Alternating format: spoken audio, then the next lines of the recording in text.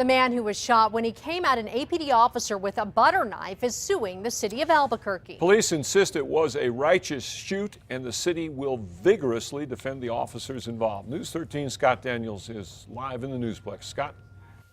The lawsuit was filed in federal court. It could lead to yet another major settlement where the city will have to pay up.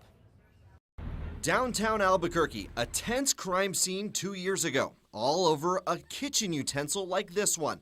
Police said 19-year-old Chandler Barr came after an officer with a butter knife in his hand. He was shot twice in the stomach.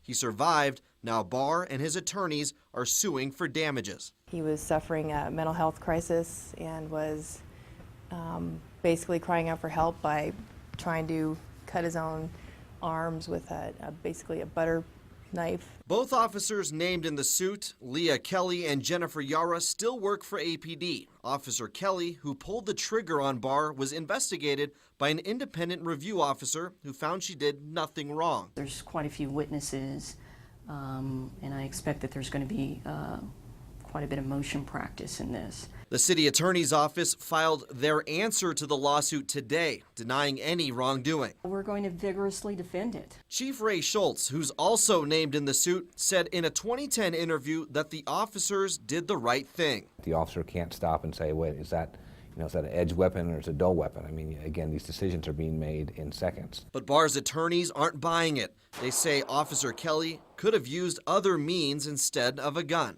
If that's the reasoning behind why Chandler Barr was shot, then any of us could be shot walking down the street if we just happen to be holding something in our hands that's 4 to 6 inches long. Barr did face criminal charges for aggravated assault on a peace officer. That charge was later dismissed by a judge.